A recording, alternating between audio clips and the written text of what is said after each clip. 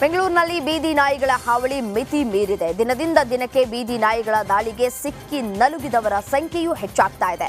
ಇದೀಗ ಬಿಬಿಎಂಪಿಯಿಂದಲೇ ನಾಯಿ ದಾಳಿಯ ಅಂಕಿ ಅಂಶ ಬಯಲಾಗ್ತಾ ಇದೆ. ಈ ನಂಬರ್ಗಳನ್ನ ನೋಡಿದ್ರೆ ನೀವು ಕೂಡ ಬೆಚ್ಚಿ ಬೀಳ್ತೀರಾ. 8 ತಿಂಗಳ ಅವಧಿಯಲ್ಲಿ 16,888 ನಾಯಿ ದಾಳಿಯ ಪ್ರಕರಣಗಳು ದಾಖಲಾಗಿದ್ದು, ಈ ಪೈಕಿ 40% ಕೇಸ್ಗಳು ಸಾಕು ನಾಯಿಗಳಿಂದ ಆಗಿದ್ದು ಅನ್ನೋದೇ ಚಿಂತೆಗೀಡು ಮಾಡುವಂತಹ ವಿಚಾರ. Ferocious nature, vociferous nature dogs ಏನಿದೆಯಲ್ಲ, ಅದು ಕಡಿಮೆ ಮಾಡೋಕ್ಕೆ ಎಲ್ಲರ ಸಹಕಾರದಿಂದ ಸಾಧ್ಯ ಆಗುತ್ತದೆ. ನಮಗೆ total 15,000 in and around dog bites every year ನಮಗೆ ಕಾಣ್ತವೆ. ಸೊ ಹಾಗಿರೋದ್ರಿಂದ 15,000 ಅಂದರೆ on daily basis around 30 to 50, around 40% ಆಡ್ ಪೆಟ್ ಡಾಗ್ಸ್ದು ಬೈಟ್ ಕೂಡ ಇರ್ತವೆ. ಅದರಲ್ಲಿ ನಾನು ಸ್ಟ್ಯಾಟಿಸ್ಟಿಕ್ಸ್ ಕೊಡ್ತೀನಿ ನಿಮಗೆ, ನೀವು ನೋಡ್ಬೋದು ಅದನ್ನು.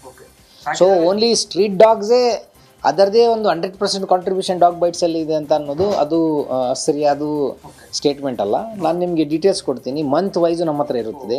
ಪೆಟ್ ಡಾಗ್ ಬೈಟ್ಸ್ ಎಷ್ಟು, ಸ್ಟ್ರೀಟ್ ಡಾಗ್ಸ್ ಬೈಟ್ಸ್ ಎಷ್ಟು ಅಂತ.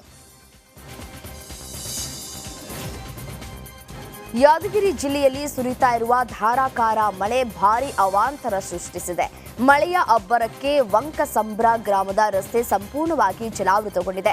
ಮುಳುಗಡೆಯಾಗಿರುವ ರಸ್ತೆಯಲ್ಲಿ ಅಪಾಯದ ಮಧ್ಯೆ ಸಂಚರಿಸುವ ಪರಿಸ್ಥಿತಿ ನಿರ್ಮಾಣವಾಗಿದೆ. ಅತ್ತ ನಿರಂತರ ಮಳೆಯಿಂದ ಬೋರಬಂಡ ಗ್ರಾಮದ 2 ಮನೆಗಳ ಗೋಡೆ ಕುಸಿತವಾಗಿದೆ. ಬೀದರ್ ಜಿಲ್ಲೆ ಔರಾದ್ ತಾಲೂಕಿನ ಜೋಜನ ಗ್ರಾಮದಲ್ಲಿ ಸುರಿದ ಧಾರಾಕಾರ ಮಳೆ ಭಾರೀ ಅವಾಂತರವನ್ನ ಸೃಷ್ಟಿಸಿದೆ.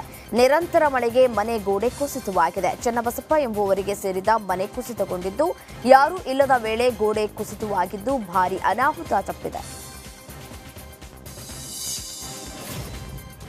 ಬೀದರ್ ಜಿಲ್ಲೆಯಾದ್ಯಂತ ಭಾರೀ ಮಳೆಯಾಗ್ತಾ ಇರುವ ಹಿನ್ನೆಲೆ ಇಂದು ಶಾಲೆಗಳಿಗೆ ರಜೆಯನ್ನು ಘೋಷಿಸಲಾಗಿದೆ. ಸಾರ್ವಜನಿಕ ಶಿಕ್ಷಣ ಇಲಾಖೆಯ ಜಿಲ್ಲಾ ಉಪನಿರ್ದೇಶಕರಾದ ಸಲೀಂ ಪಾಷಾ ರಜೆಯನ್ನು ಘೋಷಿಸಿದ್ದಾರೆ. ಈ ಬಗ್ಗೆ ರಿಪಬ್ಲಿಕ್ ಕನ್ನಡಗೆ ಡಿಡಿಪಿಐ ಸಲೀಂ ಪಾಷಾ ಮಾತನಾಡಿದ್ದು, ಮುನ್ನೆಚ್ಚರಿಕಾ ಕ್ರಮವಾಗಿ ಪ್ರಾಥಮಿಕ ಹಾಗೂ ಪ್ರೌಢಶಾಲೆಗಳಿಗೆ ರಜೆಯನ್ನು ಘೋಷಿಸಲಾಗಿದೆ ಎಂದು.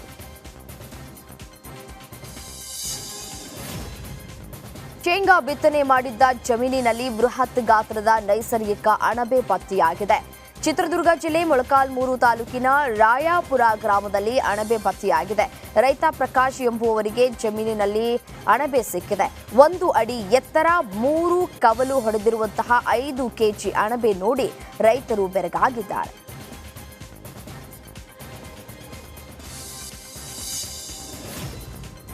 ಹುಬ್ಬಳ್ಳಿ ಧಾರವಾಡದಲ್ಲಿ ಮೀಟರ್ ದಂಧೆ ಹೆಚ್ಚಳ ಹಿನ್ನೆಲೆ ಪೊಲೀಸರು ಭರ್ಜರಿ ಕಾರ್ಯಾಚರಣೆ ನಡೆಸಿದ್ದಾರೆ. ವಿವಿಧ ಪೊಲೀಸ್ ಠಾಣೆಗಳಲ್ಲಿ 16 ಪ್ರಕರಣಗಳು ದಾಖಲಾಗಿದೆ.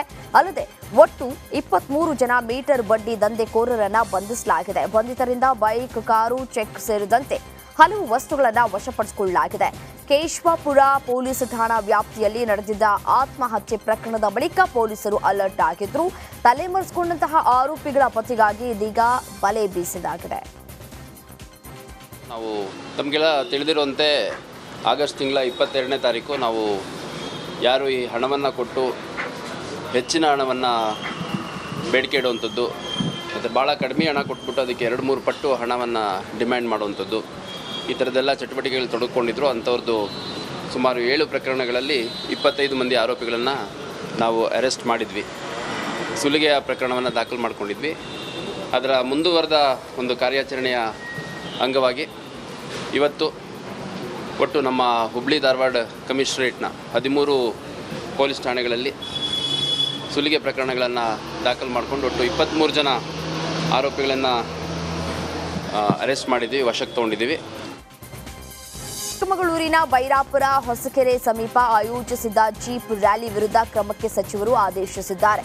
ಆನೆ ಕಾರಿಡಾರ್ ಎಂದು ಗುರುತಿಸಿದ್ದ ಸ್ಥಳದಲ್ಲಿ ನಡೆದಿದ್ದ ಜೀಪ್ ರೇಸ್ ನಡೆಸಲಾಗಿತ್ತು. ರೇಸ್ನಲ್ಲಿ 52 ವಾಹನಗಳು ಭಾಗಿಯಾಗಿತ್ತು. ಈ ಬಗ್ಗೆ ಸುದ್ದಿ ಪ್ರಸಾರವಾಗ್ತಾ ಇದ್ದಂತೆ ಸರ್ಕಾರ ಅಲರ್ಟ್ ಆಗಿದೆ. ಈ ಸಂಬಂಧ ಪರಿಸರ ಸಂರಕ್ಷಣಾ ಕಾಯ್ದೆಯಡಿ ಸಾರ್ವಜನಿಕರ ನೆಮ್ಮದಿ ಭಂಗ ಪ್ರಕರಣವನ್ನು ದಾಖಲಿಸುವಂತೆ ಅರಣ್ಯ ಸಚಿವ ಈಶ್ವರ್ ಖಂಡ್ರೆ ಸೂಚಿಸಿದ್ದಾರೆ.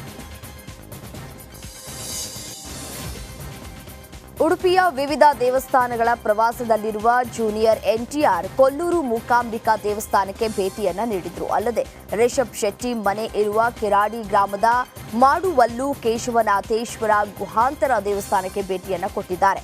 ಅಲ್ಲಿನ ಪ್ರಾಕೃತಿಕ ರಮಣೀಯತೆಗೆ ಮಾರು ಹೋಗಿದ್ದಾರೆ. ನಟ ರಿಷಬ್ ಶೆಟ್ಟಿ, ನಿರ್ದೇಶಕ ಪ್ರಶಾಂತ್ ನೀಲ್ ಕೂಡ ಈ ವೇಳೆ ಜೊತೆಗಿದ್ರು. ಶ್ರೀ ಕ್ಷೇತ್ರ ಕೊಲ್ಲೂರಿನಲ್ಲಿ ಮೂಕಾಂಬಿಕೆಯ ದರ್ಶನ ಕೈಗೊಂಡ ಬಳಿಕ ಕೆರಾಡಿ ಗ್ರಾಮಕ್ಕೆ ತೆರಳಿದ್ರು.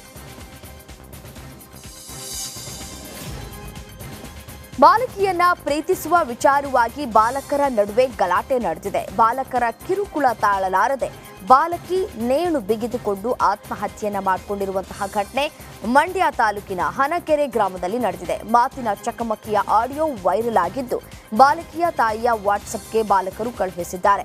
ಇದರ ಬೆನ್ನಲ್ಲೇ ಬಾಲಕಿ ಸೂಸೈಡ್ ಮಾಡಿಕೊಂಡಿದ್ದು, ಬಾಲಕರಿಬ್ಬರೂ ಪರಾರಿಯಾಗಿದ್ದಾರೆ. ಕರಾವಳಿ ಕನ್ನಡ ಸಂಘದ ವತಿಯಿಂದ ಕೋಲಾರದಲ್ಲಿ ಯಕ್ಷಗಾನ ಕಾರ್ಯಕ್ರಮ ನಡೆಯಿತು. ಕೋಲಾರ ನಗರದ ಟಿ ಚೆನ್ನಯ್ಯ ರಂಗಮಂದಿರದಲ್ಲಿ ಕರಾವಳಿ ಜಾನಪದ ಕಲೆಯ ಕಲರವ ಮನೆ ಮಾಡಿತ್ತು. ಕೃಷ್ಣ ಲೀಲೆ ಹಾಗೂ ಕಂಸವಧೆ ಅನ್ನೋ ಪ್ರಸಂಗದ ಯಕ್ಷಗಾನ ಪ್ರದರ್ಶನ ನಡೆಯಿತು. ಕಳೆದ 20 ವರ್ಷಗಳಿಂದ ಕರಾವಳಿ ಕನ್ನಡ ಸಂಘ ಈ ಕಾರ್ಯಕ್ರಮವನ್ನ ಆಯೋಜನೆ ಮಾಡ್ತಾ ಇದೆ. ಇರುವಂತಹ ಸ್ಥಳ ಕಾಳಿಂಗನೆಂದುಕೊಳ್ಳಬಹುದು.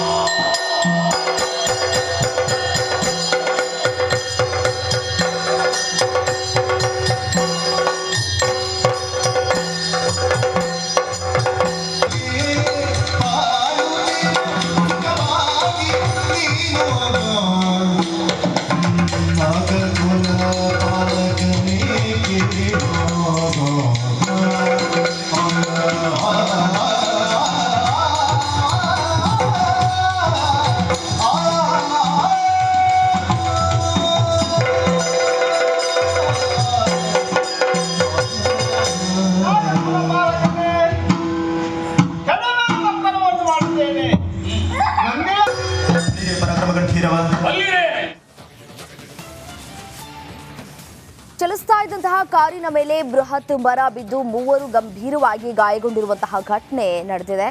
ನಿನ್ನೆ ರಾತ್ರಿ ಅನಿಲ್ ಕುಂಬ್ಳೆ ರಸ್ತೆಯಲ್ಲಿ ಈ ಒಂದು ಘಟನೆ ನಡೆದಿದ್ದು, ಕಾರು ಸಂಪೂರ್ಣವಾಗಿ ನಜ್ಜುಗುಜ್ಜಾಗಿದೆ. ಮರ ಬಿದ್ದರೂ ಸ್ಥಳಕ್ಕೆ ಆಗಮಿಸಿದಂತಹ ಬಿಬಿಎಂಪಿ ಸಿಬ್ಬಂದಿ ವಿರುದ್ಧ ಆಕ್ರೋಶಗಳು ಕೂಡ ವ್ಯಕ್ತವಾಗ್ತಾ ಇದೆ. ಕಬ್ಬನ್ ಪಾರ್ಕ್ ಪೊಲೀಸರು ಸ್ಥಳಕ್ಕೆ ಆಗಮಿಸಿ ಮರ ತೆರವು ಕಾರ್ಯಾಚರಣೆಯನ್ನ ಕೂಡ ಮಾಡಿದ್ದಾರೆ. ದೃಶ್ಯದಲ್ಲೂ ಕೂಡ ಗಮನಿಸಬಹುದಾಗಿರುವಂಥದ್ದು, ಕಾರಿನ ಮೇಲೆ ಮುರಿದು ಬಿದ್ದಂತಹ ಬೃಹತ್ ಮರ, ಕಾರು ಸಂಪೂರ್ಣವಾಗಿ ಯಾವ ರೀತಿಯಾಗಿ ನಜ್ಜುಗುಜ್ಜಾಗಿದೆ ಅನ್ನುವಂತಹ ದೃಶ್ಯಗಳನ್ನು ಕೂಡ ಗಮನಿಸ್ತಾ ಇದ್ದೀರಿ. ಬಿಬಿಎಂಪಿ ಅಧಿಕಾರಿಗಳು ಎಚ್ಚೆತ್ತುಕೊಂಡಿಲ್ಲ ಅಂತ ಹೇಳಿ ಸಾರ್ವಜನಿಕರು ಆಕ್ರೋಶವನ್ನ ವ್ಯಕ್ತಪಡಿಸ್ತಾ ಇದ್ದಾರೆ. ಈ ಒಂದು ಘಟನೆ ಕುಂಬ್ಳೆ ರಸ್ತೆಯ ಬಳಿ ನಡೆದಿರುವಂಥದ್ದು. ಬೆಂಗಳೂರಿನ ಕುಂಬ್ಳೆ ರಸ್ತೆ ಬಳಿ ಮರ ಬಿದ್ದ ಪರಿಣಾಮ ಕಾರು ಸಂಪೂರ್ಣವಾಗಿ ಜಖಮಾಗಿದೆ.